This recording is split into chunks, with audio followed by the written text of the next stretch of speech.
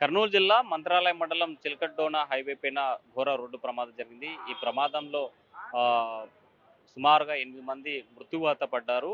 21 మందితో వెళ్తున్నట్టు బొలెరో వాహనం సుమారు 4 గంటల నుంచి 4:30 ఆ ప్రాంతంలో తెల్లవారుజామున జరిగినటువంటి ప్రమాదంలో ఒకసారిగా ఆహ్, ట్ర లారీని ఢీకొట్టడంతో ఈ ప్రమాదం చోటు చేసుకుంది.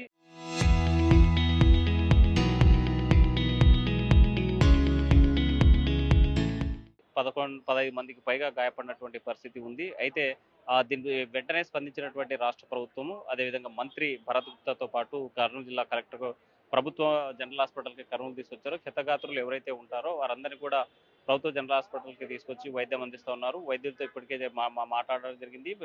భరత్ పూర్తి స్థాయిలో చర్యలు తీసుకోవాలి. ఇక్కడ గాయపడ్డ వారందరికీ కూడా ఎలాంటి వైద్యం నిర్లక్ష్యంగా అందించకుండా జాగ్రత్త పడాలి అనేసి డాక్టర్లను హెచ్చరించినటువంటి పరిస్థితి కూడా ఉంది. అయితే ఈ ప్రమాదంలో మృతి చెందినటువంటి వాళ్ళలో చూసుకుంటే 8 మంది ఎవరైతే ఉన్నారో వీరంతా కూడా కర్ణాటక కర్ణాటక రాష్ట్రం చిక్మంగళూరుకు సంబంధించినటువంటి గ్రామస్తులు సుమారుగా వీరంతా కూడా శ్రీ మంత్రాలయం రాఘవేంద్ర స్వామిని దర్శించుకునేందుకు బయలుదేరి వస్తున్నటువంటి నేపథ్యంలో మరి కాసేపట్లో మరో 10-15 నిమిషాల్లో మంత్రాలయం చేరుకోబోతున్నారనే సమయంలో ఒక్కసారిగా ఈ ప్రమాదం వాళ్ళ జీవితాలని చిదివేసింది, అంధకారం చేసినటువంటి పరిస్థితి ఉంది.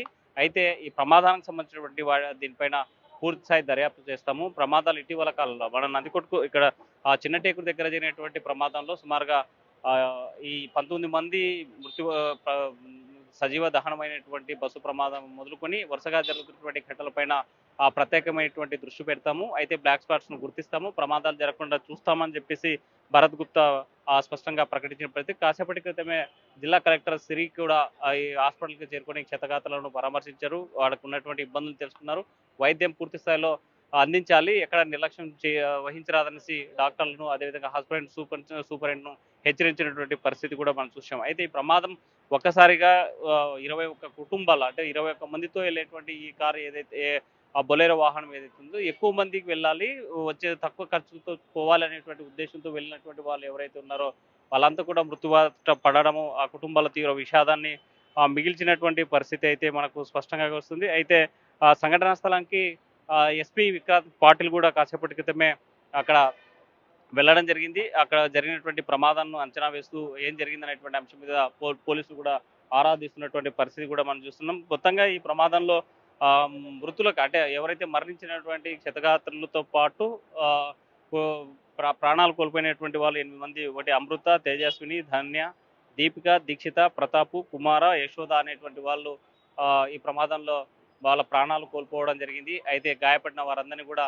స్థానికంగా ఒకవైపు ఎమ్మునూరుతో పాటు మరోవైపు మెరుగైనటువంటి వైద్య సేవలు అందించేందుకు కర్నూలు ప్రభుత్వ జనరల్ హాస్పిటల్‌కి తరలించినటువంటి పరిస్థితి ఉంది. అయితే ఈ ప్రమాదం సంబంధించినటువంటి ఘటన మీద రాష్ట్ర మంత్రులు దిగ్భ్రాంతి వ్యక్తం చేశారు. ప్రమాద స్థలాన్ని ఇక్కడ క్షతగాత్రులను పరామర్శించినటువంటి పరిస్థితి అయితే మనకు తాజాగా కనిపిస్తుంది. అయితే ప్రమాదాలు జరగకుండా ఉండేందుకు పూర్తి స్థాయిలో అంటే రాబోయేటువంటి కాలంలో భవిష్యత్తులో ఆ బ్లాక్ స్పాట్‌ను గుర్తిస్తాం.